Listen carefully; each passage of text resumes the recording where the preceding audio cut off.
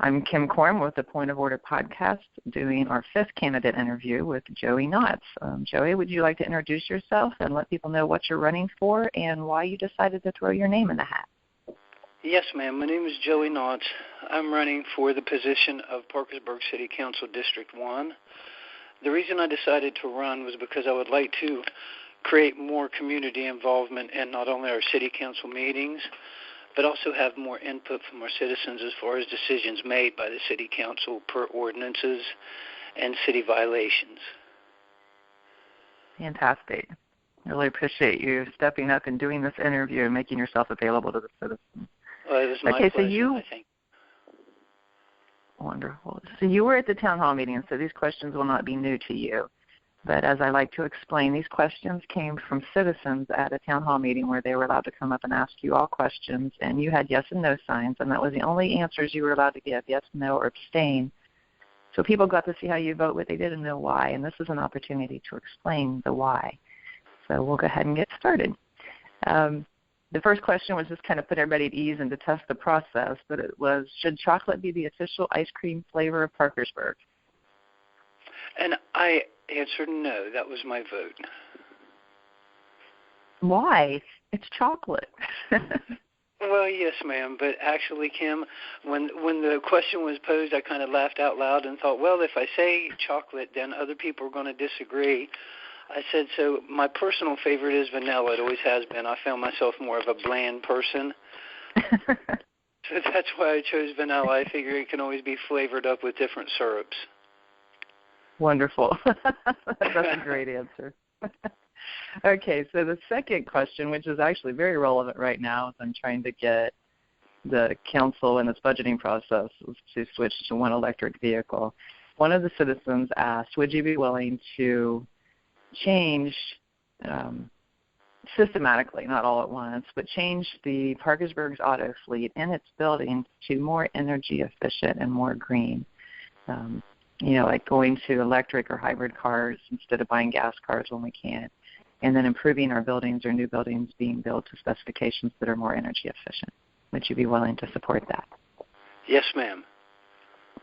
I think although the initial startup cost may be more than what the citizens would expect, but I feel in the long run, years in the future, it would actually allow the city to recoup money because we would no longer be spending the money that we are now, excuse me, Kim, that we are now spending for the electric upkeep. One of the reasons that they brought some of these things up was to try to save our city money in the future as far as any electrical bills that are incurred, whether it be with the vehicles or whether it be in facilities where city officials meet. And I believe that anything we can do that would be physically sound for the city and citizens of Parkersburg is always a good idea. Fantastic. Yeah, sometimes the newer technologies are harder for people to adopt, but a lot of these things like the LED lights, they aren't so new anymore. They're more cost efficient, and yes, just having a plan to move towards that, having council people with a vision to do that planning, I think is important as well. Yes, okay, so the next question had to do with capital investments, and a citizen asked if you would support capital investments over a certain dollar amount being voted on by citizens. For example, if you wanted to spend $5 million on a civic center, would you be in favor of sending that vote to the citizens instead of making that on their behalf? Well, absolutely. And the reason for that is, Kim, although city councilmen are elected to represent their district, sometimes when councilmen go to vote without the input of their citizens and without the citizens being informed as to what issue is being voted on at each council meeting, it's a little difficult for them to keep abreast of what's going on and be able to have a meaningful vote if we don't get the information out to the citizens, because ultimately, in my opinion, whatever decisions are made by city council, they have a direct effect on every citizen that lives in Parkersburg. Yes, absolutely. It's the one form of government I feel like has the most impact on its citizens, that you can make the biggest difference. So. Yes, ma'am. And the next question had to do with a Citizens Academy. And I know that you're on the list of people who want to attend the charter class that we gave earlier, which is kind of in lines with this. But in Buchanan, they have a Citizens Academy where citizens can attend classes to learn more about how their city government works, become more informed citizens, and also it's a training ground for people who are thinking of running for office. So a citizen asked, would you be willing to support funding for a training academy to help the citizens learn more about how our government works for those reasons? Yes, ma'am, I do. And although on the surface when people hear support financially, that's always a scary thing in this day and age because people are afraid to put out-of-pocket expenses towards something like we're discussing. But again, the only way to have a revitalized and a continued successful city is for our citizen base to be informed as to everything going on. In my opinion, there is no better way than to start people at a younger age, get them involved in city politics. I found that the younger you get involved, the less apathetic you become as an adult. When I have been visiting my residents and neighbors in my district, I have found a lot of people who, although they have a little bit of awareness as to what goes on, more often than not, Kim, I have people say, I was unaware of that, I didn't hear that news. And again, the best way to get our citizens involved is to start at a younger age. So anything that we could develop that would enable citizens to be able to come in and learn firsthand, maybe even be able to spend some time with an individual councilman on a one-to-one basis, would always be educational and therefore beneficial for our city. Absolutely. Yeah, that's a great answer. We, as you are aware, I think you're actually going to attend. We have, excuse me, a group that we formed called, and it's a very loose group, called Friends of Parkersburg Parks, and we have a cleanup scheduled for the 26th of March. And that's just a bunch of citizens who care so much and want to get together to make our parks better, knowing the city's doing all they can do. Let's get the citizens together and, just like you said, get involved early and see that you can make a difference. And instead of pointing fingers at the city saying, you should fix that, we can step up and say, we can help. And, having you sign up for that, I think Sharon Cool has signed up to come, who's running for District 2. I think it's a wonderful testimony to what you just said, getting people involved and learning how they can. Yes, ma'am. I've always felt, Kim, that the more involvement a person has in any project, the more pride they're going to have in it. Absolutely. Yeah, that changes everything. First time somebody bends down in Southwood Park on that Saturday and picks up a piece of trash, I think that changes everything. Yes, ma'am. It really does. And again, to me, when people, whether they are in-town residents or whether they're someone who is visiting Parkersburg, excuse me, when they go to our parks, to me our parks are representative of our city. And when our parks are trashy and strewn with debris, I kind of think in a way it sheds a negative light on our city. Although we don't mean it to be that way, more often than not, it can be perceived as a city who doesn't have a lot of civic pride, who doesn't keep their parks clean, because, again, our parks are provided not only for our children, but for all citizens. And it seems to me like when I'm at the city park or Southwood, the majority of people I see are either young children who are there with their parents or they're elderly people who are taking advantage of the park. Excuse me. And I'm kind of old school, Kim. I think that you should keep your yard cleaned at home. You should keep your parks clean on a city level because, again, the condition our parks in are kind of indicative of the pride that our citizens have in their city. You just hit one of my major issues on the head. I agree with you 100%. We have community cleanups in my district, and we get bags and bags and bags of trash, and we've just been trying to say the first step is cleanliness. And yes, ma'am. That does shed a light on it. And when we start cleaning up, we see the neighbors come out and start cleaning up. Yes, ma'am. I liken our city to a home, Kim. And if you keep your home clean, excuse me, I apologize. If you keep your home clean, then your home is going to be less apt to have accidents in it. If you keep your home clean, your child is going to be more apt to stay clean, to not get dirty. And when I was a PTA vice president, I would make it a point to get to know each parent of the children who were attending the school that my son attended. And there were plenty of times, Kim, that I would quite physically go to a parent's home to help tutor a child or help a parent out in general. And I've always been under the belief that if you keep your home clean, and in this case, our city, Parkersburg being our home, if we keep our parks clean, then obviously people may take a bit more civic pride in it. Yeah, absolutely. That's just wonderful to hear. Okay, the next question had to do with homeless youth, and you were talking PTA in schools, and she cited a statistic that said since 2009, the school has reported over 1,000 homeless youth, which I found stunning. And she asked, would the city be willing to fund housing for homeless youth? Now, myself personally, I would do whatever was necessary to find homes for these children. It goes back again to being at home.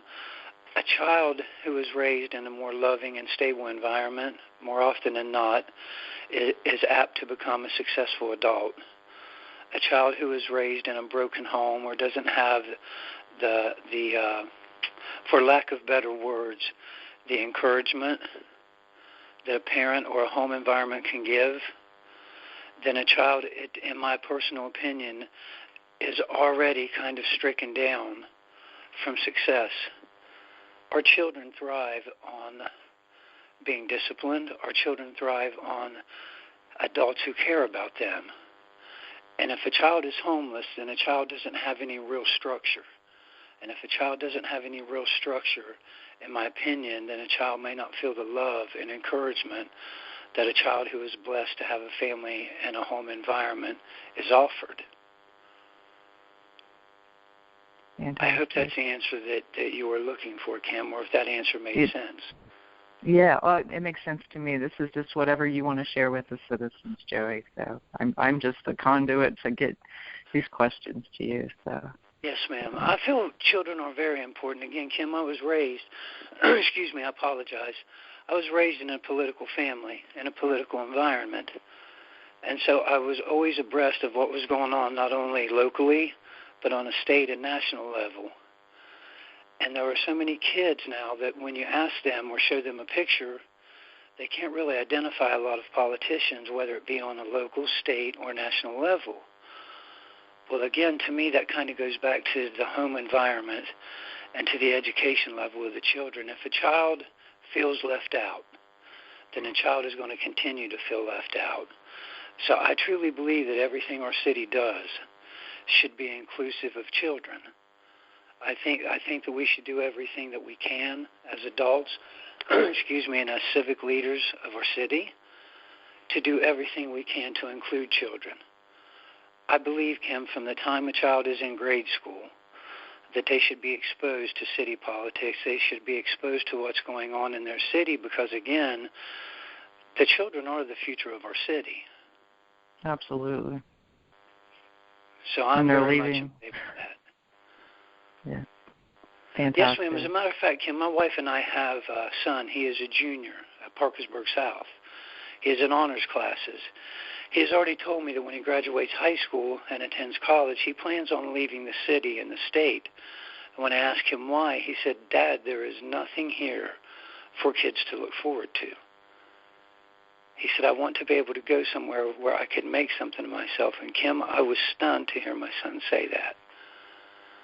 I've had two children leave with my grandchildren for that very reason, and it's one of the reasons I got so involved.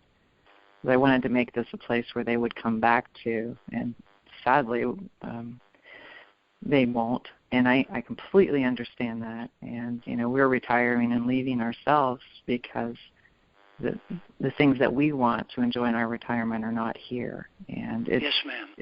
It's really been the driving force behind the past 12 years of a lot of the work I've done was to get my children back here and I'm not surprised to hear your son say that, but I completely understand. Our oldest son, as a matter of fact, left Parkersburg, joined the Army, went over to the Mideast, and when he was shipped stateside, he was stationed at Fort Polk, Louisiana. He ended up finding a job in Louisiana, and he's now an engineer.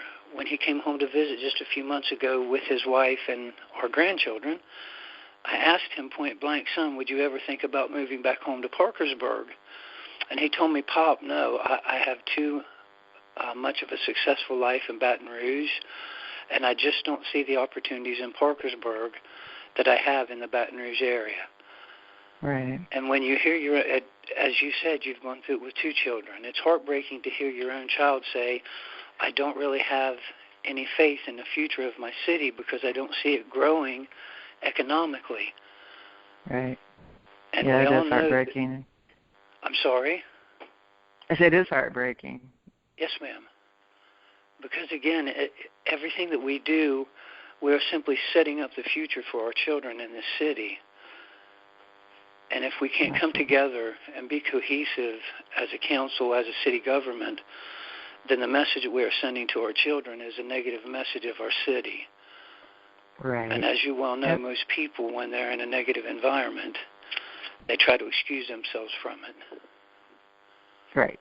As they I should. find that heartbreaking. Yes. Okay, the next question had to do with metered parking, and a gentleman asked if you would be willing to do away with metered parking in the downtown area to generate business. Yes, ma'am. If it were to strictly generate business, then I would be all for it. But unfortunately, what we have seen in our downtown area since the Grand Central Mall was built was that the downtown has lost so many businesses. And it seems like we're trying to initiate that fee as a way of recouping finances for our city, which is always a good idea. But if you were to do away with the metered parking and in return be able to bring businesses back in town, then I believe that the money would more than offset itself in compensation through the new businesses and through fiduciary gain that the new businesses would present to our city. Fantastic. The next question had to do with the decriminalization of marijuana. Now, the next 2 questions have to do with marijuana. This one is on the recreational use. The next question is on medical marijuana. And the citizen stated that in Pittsburgh, they decriminalized the use of marijuana, recreational marijuana, where it's no longer a criminal offense.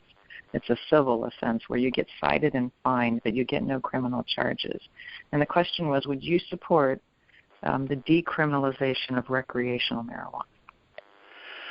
That's kind of a touchy question with me, Kim, and here's the reason. To decriminalize recreational use of marijuana, on the one hand, would bring more finances to our city. We've seen it happen in Washington State. We've seen it happen in Colorado. However, there is a stigma attached to marijuana because a lot of times it is categorized as being as lethal or as dangerous as, say, crystal meth or crack cocaine, or as our valley has seen the influx of heroin usage. So I think if people were educated on the usage of marijuana, that they may have a different point of view. Again, there's always been a stigma attached to it because when we see people who are using marijuana, we all have this stereotypical idea of it being a man sitting in a corner with a bandana over his head and a marijuana bong in his hand who has no use to society. Right. It's a strange question to ask me, Kim, because I'm a cancer survivor. I've lost 2 brothers to cancer. And in both cases, one of my brothers lives in California, and his doctor offered him medical marijuana. Before he decided to do it, he went to his boss, and he told his boss, this is what my doctor said. His boss informed him, when you return to work, I will do a urinalysis test on you, and if I find marijuana in your system, you will either A, go into a rehabilitation program, or B, you will be fired from your job. So while my brother decided not to do it when we were having such problems just to get it legalized for medical reasons, I think that the state and the city in general would probably be against it. Me personally, Kim, I think that if it were to be done and taxed and regulated by the government, that I think it could be no more harmful than alcohol. Now, while that might cost me votes, and while that might cost me the respect of some of my constituents, I'm going to be honest about everything that you asked me, because the one thing I've always despised is someone who runs for a political office on the premise of one belief, then once they get in there, they don't hold true to their values. Right, and that's one of the things. I celebrate the candidates who are willing to have these interviews, because it does, give you the opportunity to speak up on some very touchy issues. And I think that a candidate's willing to have these interviews and put their answers out there says a lot about the quality of the candidate, just willing to let people hear their answers. And that's why I really appreciate and thank you for doing that. So the next question is about medical marijuana. Would you support the legalization of medical marijuana? Yes, ma'am. And the reason, again, Kim, is because my work at the hospital involves me dealing with people who have terminal illness.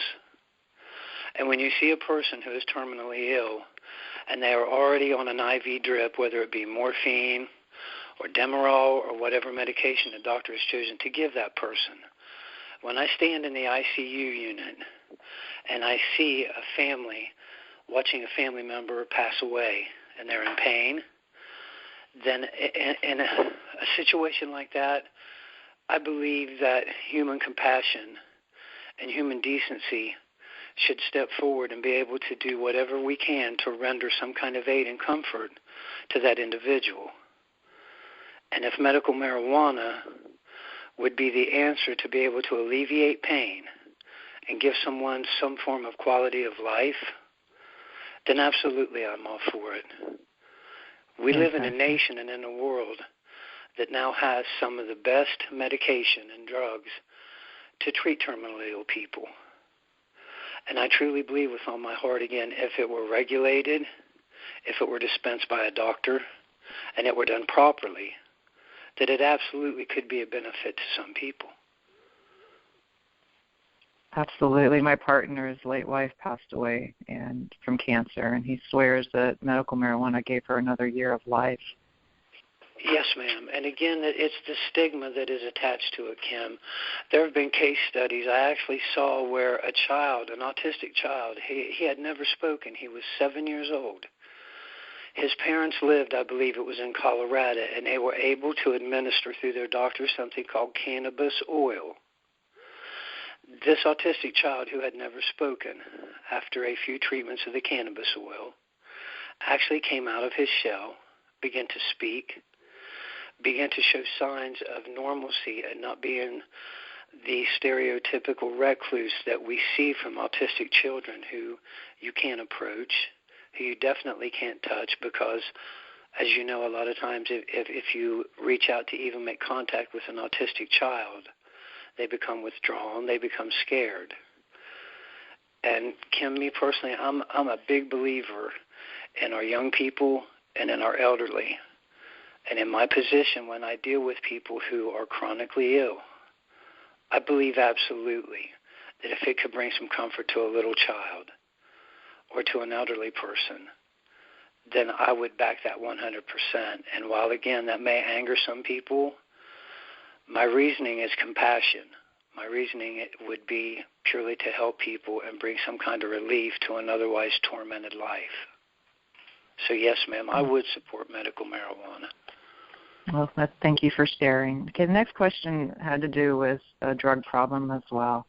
And the citizen asked if the city would be willing to fund a needle exchange so that those that use needles, instead of passing them around and reusing them and risk disease like AIDS, that they could come in and do a needle exchange. And she asked if the city would be willing to fund a needle exchange. I think it would be a wonderful idea, Kim. I really do. And we've seen that it has worked in some of the bigger cities in our country. But again, it's the stigma that is attached to it. People seem to perceive needle exchange as permission for people to continue to ingest illegal drugs, when in actuality it is just the opposite. It is what you spoke of. It is a way to keep people from sharing needles. And if you share a needle, obviously, then you're subject to anything that person who used that needle before you, whether it be HIV, AIDS, hepatitis, or any other number of communicable diseases. And to me, I think it's tragic enough that a person is hooked on a drug, but to know a person is sharing a dirty needle with someone else, to me, is just, it's reprehensible. One of my older brothers is a retired city police officer, Kim, and he spoke to me about some of the park cleanups, and he spoke specifically about the park that is on 13th Street. Friendship Park. Yes, ma'am. He told me, Joey, you would not believe the amount of needles that we found in that park. Now, my belief is, Kim, if we have a needle exchange program, then these people would not be so fearful and discard their needles on a playground, again, where our children are taking advantage of the equipment that was given to them by the city. Right. And when you think of it on that level, to me, it's deplorable to imagine an innocent child, or an adult for that matter, walking around that park, stepping or bending over and picking up a needle and puncturing it through their skin. For the rest of that person's life, they will have to seek medical treatment to make sure that they do not have HIV or that they have not contracted hepatitis. Right. So I actually think it would be a big service to our community if they were to institute a program as far as needle exchange goes. I appreciate that knowledge. I'm not very well educated on it, so to me, I did have questions, and you just provided some information I was unaware of, and I appreciate that. Ma'am. Well, I actually got to see it, Kim. I'm sorry. Go ahead. I got to see it firsthand. One of my older brothers is a retired California highway patrolman. And when I lived in California with my brother, it was a problem that was so rampant in his area that they tried to do exactly that, to where they were asking the users, please come out of the woodwork and identify yourself so that we may institute a needle exchange program. You can step forward without fear of retribution, and at the same time possibly save a life of an innocent child who's not going to be subject to stepping on a needle or bending over and picking up a needle in a city park. Right. Right. Okay, the next question I think sometimes, had to do Kim, a lot of people, they forget to think outside the box. Does that make sense? Oh, absolutely. I think that's one of our biggest, I think that's why we're losing population and why we slipped to the fourth largest city instead of the third. And even in these budget hearings, as we're trying to instill progress, it's, we're funding the same things the same way over and over and over again, and we're just stuck. And I completely understand what you're saying. And while I mean no insult to anyone, I was always told that the definition of insanity is to continue to repeat the same process and expect a different outcome. Absolutely. Yes, exactly. And, we all know that our council, I just say it's broken. There's just some very deep divides on there at a level that's more emotional than professional, and it's holding up progress. And there are so many wonderful minds out there, and I believe you're one of them, that are stepping up. And I do believe that if we can change the composition of our council, that our city will leap forward and, just quickly, because of, I helped form a nonprofit once, and we broke off from another nonprofit, and we were treated so poorly by this nonprofit. When we formed our new nonprofit, it was such a positive, wonderful thing, because we knew everything we did not want to be, and we knew how we didn't want to be treated. And we formed a set of bylaws that for the entirety of my involvement with that group was just a phenomenal document, because it was based on so much passion and compassion to be an organization that did good and didn't involve people and frustrate them. And I see that same thing here. We see people who care so much that they're willing to put their jobs on the line because of retaliation, or, just willing to step up in the face of so much retribution to say, I love this city. This is not our city. This will not be our city. And, I firmly believe that's what's happening with the number of candidates stepping up. I truly believe if we can shift the council significantly, and there are 2 seats I would love to see stay, Mike Reynolds and J.R. Carpenter. I would love to see those 2 continue. Yes, ma'am. I would love to see a fresh start everywhere else, and I think it will just just like with that nonprofit, once those people step in, they know and have studied and know exactly the positive because we've been through the negative. So I think I have huge hopes for May. I have huge hopes for November, and I truly believe the city is a resilient city, and that we have a lot of people like you sitting back and stepping up and saying, no, this is not Parkersburg. Let's move Parkersburg to a great city that it was. And I'm very hopeful about that. At one time, Kim, in my opinion, we were literally the greatest city in West Virginia. We truly were. A lot of people forget how historically significant the city was as far back as the Civil War. I actually told a couple of my friends when we were speaking on the issue of equal rights, with everything that's going on lately in the presidential election on a federal level, so many times if a person is in disagreement over a certain subject, they are labeled as a racist or a chauvinist or as someone who simply doesn't like a particular ethnic background. And I remind people that Parkersburg was the first city south of the Mason-Dixon line to have an all-freed school for former slaves.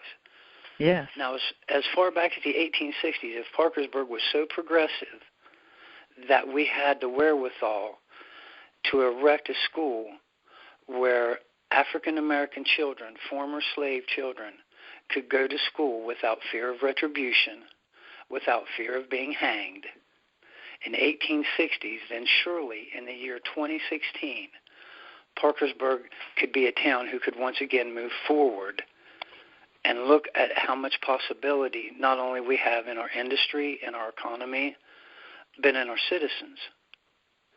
I think somewhere along the way, Kim, we just kind of lost sight of how great of a town we live in. We were rated the second best sports town in all of America, according to ESPN. Now, on a nationwide basis, if Parkersburg is the second best sports city, that shows how much civic pride we really have and we possess when we choose to. And I truly believe, Kim, that if we had a council in there, and I mean nothing personal, I'm certainly not saying anything derogatory or negative about sitting council members. I refuse to do that. But when I've spoken to the people in my neighborhood and to other people down at town hall meetings who say, I feel like my opinion doesn't matter anymore. I feel like they don't listen to me anymore. Well, Kim, that's a really sad state for our city. Our city council members are supposed to be the voice of the people who elect them. Once you are elected as a city council member, I think you are bound by honor to not only listen to your constituents, but to do everything you can to help that constituent with any problem, be it a local or city level. And that's my main goal for running. I know that may sound old-fashioned. It might even sound corny. But I was raised, again, in a political family. My grandfather was county sheriff here, Kim, and when there were men who were getting sentenced to go to Moundsville to do multiple years in prison, my grandfather would take these people to he and my grandmother's home. They would give them a home-cooked meal, and then they would give them a carton of cigarettes before they transported them on to Moundsville. And the reason my grandfather did that was because he would tell these inmates, this is obviously going to be the last home-cooked meal you have for years. And here's a carton of cigarettes that if you smoke, you can take them to prison, and you will have some form of comfort, some form of normalcy in your life. And I never forgot the compassion that my grandpa showed. And I asked him one day, why do you do that, Pap? And he told me, because, son, they're all human beings. They may have made a mistake. They may have broken a law. But they're still human, and we should show human compassion. And I was floored, Kim. Yeah, that's a fantastic story. I never forgot it. Yeah, that's fantastic. Yes, That is wonderful. So the next question has to do with the reduction of the user fee, and the gentleman asked, if income continues to increase more than we had anticipated, would you be in favor of the reduction of the user fee? absolutely. As long as our city is sound physically, economically, then I think any corners we can cut to make it easier on our businesses and therefore the citizens, we should always endeavor to do that. The next question had to do with dilapidated buildings, and as you know, as our population decreases, especially in my district, people just are walking away from their houses. I mean, they're literally just leaving their houses. So we have a huge inventory of these dilapidated houses, and one citizen asked, would you be willing to reevaluate the laws for dilapidated buildings? Yes, ma'am, for two reasons, Kim. The first reason being they're health hazards. Any vacated, dilapidated house is an open invitation for a child or a homeless person to go into. Once you enter a dilapidated house, you're going to be prone to accidents. I truly believe with all of my conviction that when we see homes that are condemned and they are beyond repair, they should be razed immediately. There should be nothing left but a vacant lot. And again, that reason is twofold. The first one, obviously, is it's more aesthetically pleasing to the community for the beautification reasons. And secondly, even more importantly, is that it will keep people from being able to go into that home and eventually hurt themselves. Or as we've seen, vacant homes caught fire where homeless people go in and try to build a fire to keep warm. Well, then we have a structure fire in a home, and that costs the city tax dollars in the form of our firemen having to come out, extinguish the flame, and it also endangers the surrounding homes. Yes. So yes, ma'am, I absolutely believe our city should do everything within its power to tear down, demolish any dilapidated homes. If they're beyond saving, then there's no legitimate reason for that house to remain standing. Yes.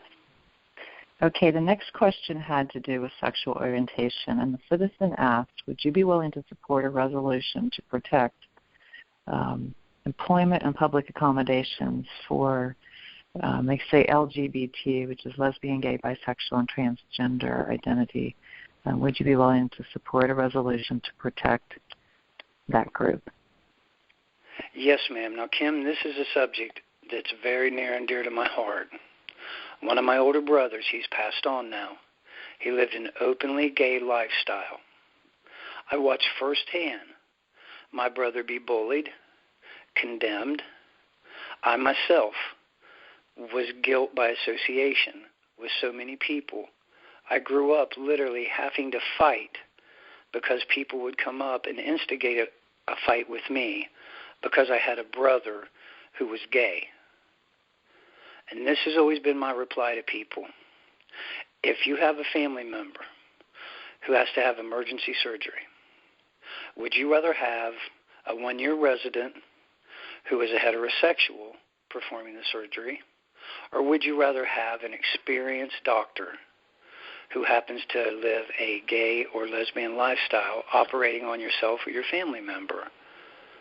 I truly believe, Kim, and I'm a Christian, but I truly believe that it's not my responsibility to tell people what to do in the privacy of their own bedroom. This is a very touchy subject, and again, it may cost me a lot of votes, but it's time for America and the city of Parkersburg as a whole to accept the fact that we have transgender people, we have lesbian people, we have gay people. The reason I worded it like that, Kim, was did you notice what followed lesbian, what followed gay and transgender? The word people. Yeah. Each one of those individuals that we're talking about that we classify and categorize, they are people. They are people who go out into our community, who work, pay their taxes, earn a living.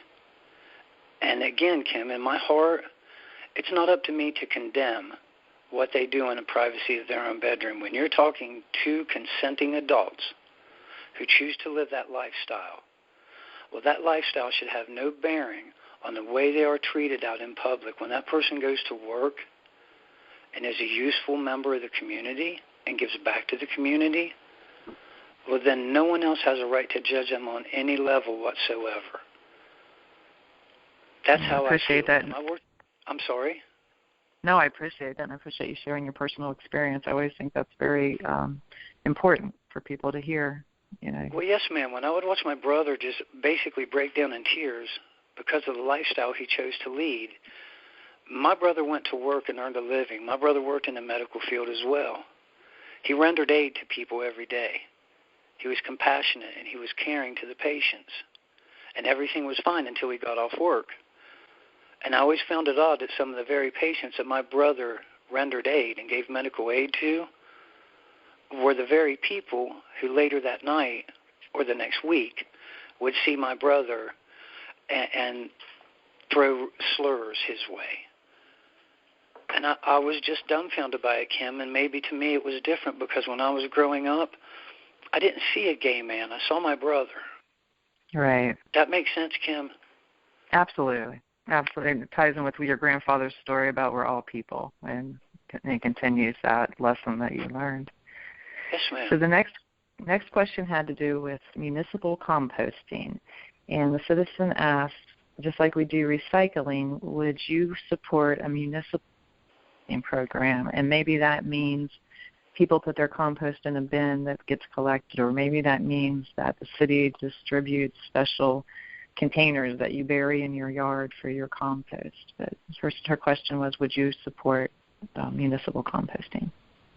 Well, if there was a feasibility study done and it showed that it would be economically sound for our city, then absolutely I would back that. But at the same time, I believe that any program that we look at, there should be a feasibility study done, see how it's going to affect our city financially. And as long as it's not harmful, which in this case it obviously wouldn't be, to any of the neighborhoods, and if it's fiscally sound, then I would absolutely back it.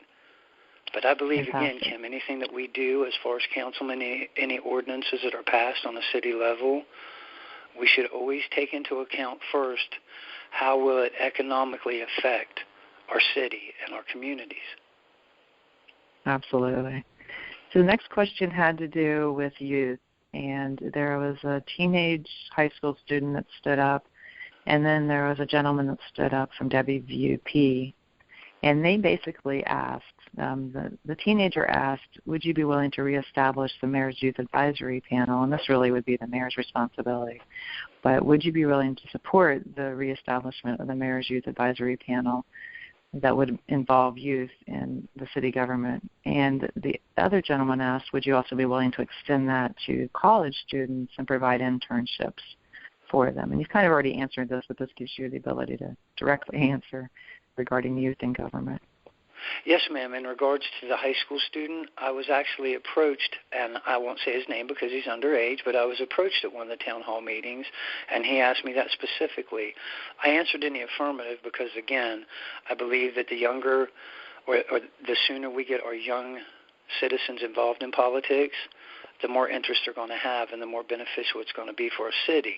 As far as college students, I absolutely believe that because we're talking about young adults who are completing their college, getting their degree, and it would be a fantastic time for them to be able to have an internship, to be able to see the way our city works, whether it would be at the mayor's office, whether it would be one-on-one with a council member.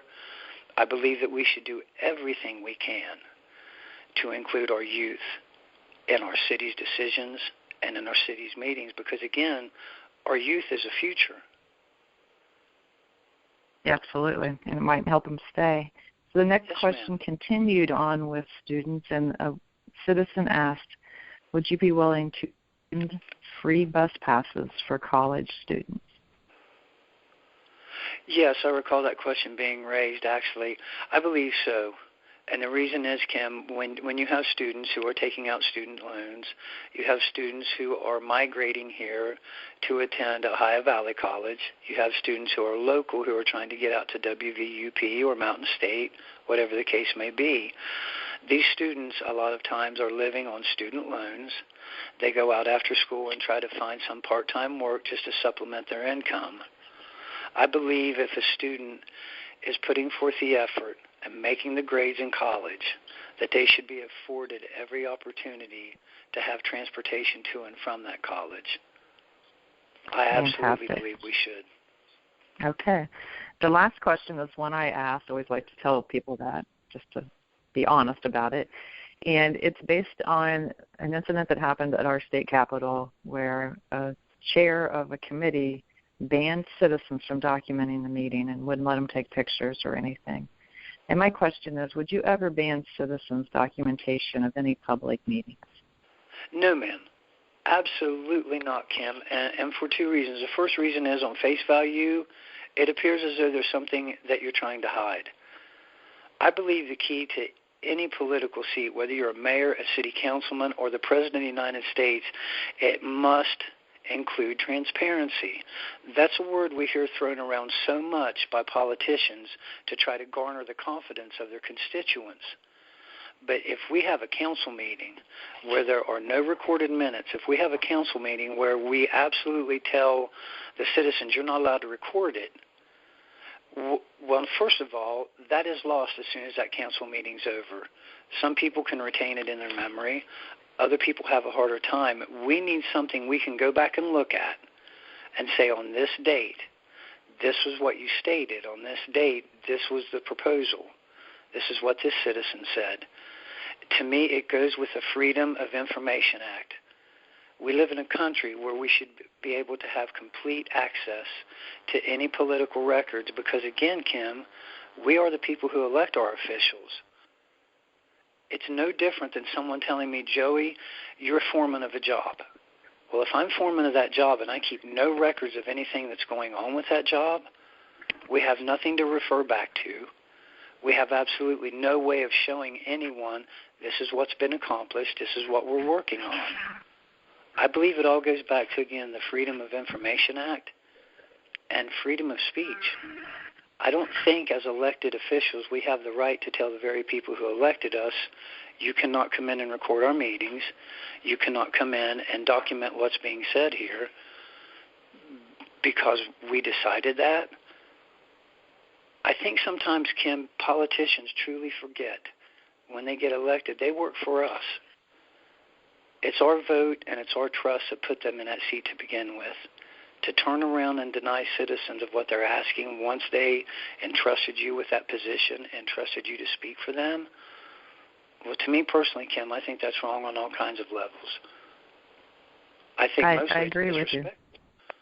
Yeah, I agree with you. It's, to me, I share the same mentality you do regarding that. So to me, it's staggering. But it was brought to my attention, and I appreciated this, that there are definitely two different schools of thought on our current council regarding that, and I respect that they just have a totally different opinion of what their role is, and they hold their convictions towards that. It's not the way I believe the job should be done, and that's my right to believe that. But I think there is a definite difference in opinion as to what that job is and how it's supposed to be done, and that causes a lot of the, I guess, I don't want to say controversy. That's not really the word I'm looking for, but disagreement. Contention. Yeah, that's a good word. So, like I said, we're doing these interviews because we want people to make informed decisions and to get to know their candidates better. So I always like to wrap up by giving you a few minutes to say whatever you'd like to say to the citizens as to why they should vote for you. Well, I thank you, Kim. First of all, I would like to begin by thanking you, giving me the opportunity to speak with you this morning. And I would like to let the citizens of my district and the citizens of Parkersburg as well realize that if they choose to nominate me as their candidate to run in the general election, and I were fortunate enough to go on and win the campaign in the general, that they will have a city councilman that not only that they can consider a friend, but someone who they can call night or day with any problem they have. I already do it with my neighbors, Kim, on a daily basis. Any of my neighbors who need my help, I go and offer it to them. because I truly believe that if you go and help your neighbor and you let them know they have someone that they can trust, well, all that does is build a stronger bond with community members. I revert to the old-fashioned ways. When I was a child, it took more than a family to raise that child. It took a village to raise a child. And it should be the same with politics. We put our faith in our elected officials by putting them in office. And in return, our elected officials should always be there for their constituents. And I've told everyone, I'm not much for making political promises. I've made one promise to everyone, and that I will always answer my phone, I will always answer my door, and I will always be willing to sit down and listen to not only citizens in my district, but citizens in other districts as well. And if they have a reasonable complaint, then I will stand side by side with them and address that complaint to not only the city council, but to whatever city official it is directed at. Because again, ultimately, Kim, the only reason anyone is sitting in office is because we citizens had enough faith and enough trust to vote them in. Once we vote them in, it is a politician's job and duty to do everything they can to make sure that trust is earned, to always be there for our citizens. And that's the one promise that I will give to anyone in Parkersburg. And I think that's the only promise that any real politician should give, is that I will be there to listen, and I will be there to help you if and when you need me. And they can rest assured that if they elect me as City Council District 1, I will always speak up for the citizens of Parkersburg. Well, thank you, Joey. That's a wonderful wrap-up, and I very much appreciate your time doing this interview, and I appreciate your attendance. I see you everywhere at the candidates events, and I appreciate you making yourself available, and we look forward to May, and we wish you well. Well, again, Kim, it was my pleasure. I thank you very much for the opportunity to speak with you, and I look forward to seeing you at the next meeting. Yes, wonderful. Thank you, Kim, Jerry. before we disconnect, I want to thank you for everything you've done for not only City Council, but for the residents of Parkersburg, for taking the time and having the care and compassion for us to have the point of order, to have these interviews, to allow our citizens to actually get a feel for their candidates. So thank you, Kim.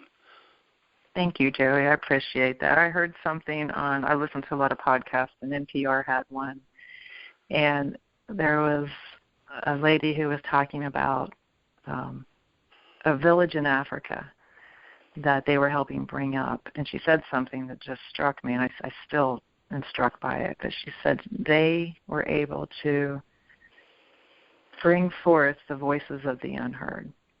Yes, ma'am. And that just struck me, and there were so many citizens who weren't being heard, and I thought, how can we get their voices out there? And the podcast and the Facebook page has just been amazing. Every day I see a new name on the discussions that are there but aren't talking. Every day new people ask to join, and it makes me so hopeful.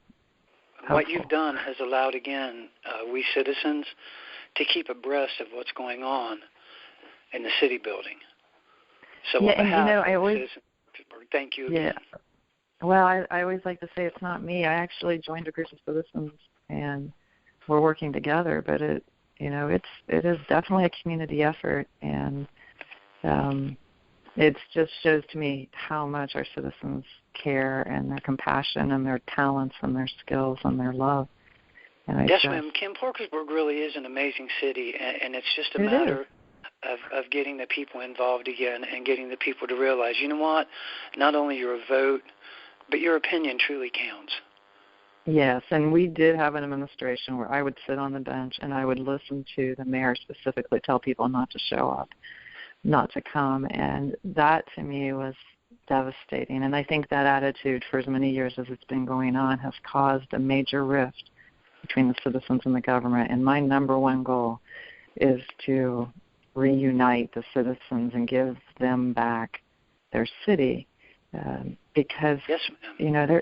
There's so many people who want to help, and just like this Friends of Parkersburg's Parks, they want to make a difference. They know the city can't do everything. They know they can't be there to pick up all the trash. They know they can't, they're doing what they can do, And yes, ma'am. It's our city, so we can work together, but that togetherness was systematically erased, and it was not encouraged. As a matter of fact, it was discouraged, and that's what I believe.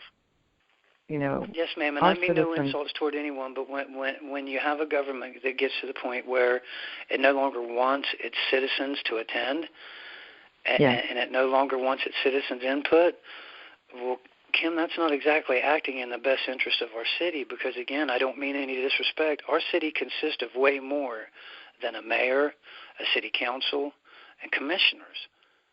Yes. Our city consists of the over 30,000 people who live in Parkersburg, who pay taxes, and who work here. Right. Yes, ma'am. And have wonderful, wonderful ideas and care. And I keep saying this, when you put together the strategic plan or you put together the budget and you use the few department heads in the city and the council and the mayor and the finance director, that's a handful of people compared to the 30,000 out there that if you got them in a room and asked about what would you like to see in the city and involved them, it would be stunning what would come out of that process. And that's what my main goal is before we leave. We're retiring and moving to our retirement home, but my main goal is to reunite the citizens' love and knowledge and passion with the city in such a way that we can leverage and work together, and it's amazing what happens when we do that, and that's what I'm working for. Yes, ma'am. More than anything. And before we disconnect, I remember it was President Lincoln who once said that the needs of the many outweigh the needs of the few, and I very much agree with that. And in this case, the few we are speaking of, unfortunately, a lot of times are elected officials, and the many are the citizens who. The ones I speak with, the theme that I've heard most often has been lack of trust in our city leaders. And we can't have that. We have to have a community that has trust in our civic leaders. We have to have civic leaders who give our citizens a reason to trust them, Kim. Yeah. Because as simple as it sounds, it ultimately breaks down to trust and doing the right thing. Yes. It really isn't difficult. I think somehow along the years we just kind of lost our way a little bit. I agree. I think we're finding it. I think all of this has brought us a lot more awareness and a lot of energy to show that this town is a wonderful town and the people are fantastic. So thank you again, Joey, and we will get this posted so everybody can hear it, and we really appreciate your time. Well, Kimberly Jo, I thank you very much, and you have a wonderful afternoon, ma'am. You too. Thank you, Joey. Bye-bye. Thank you.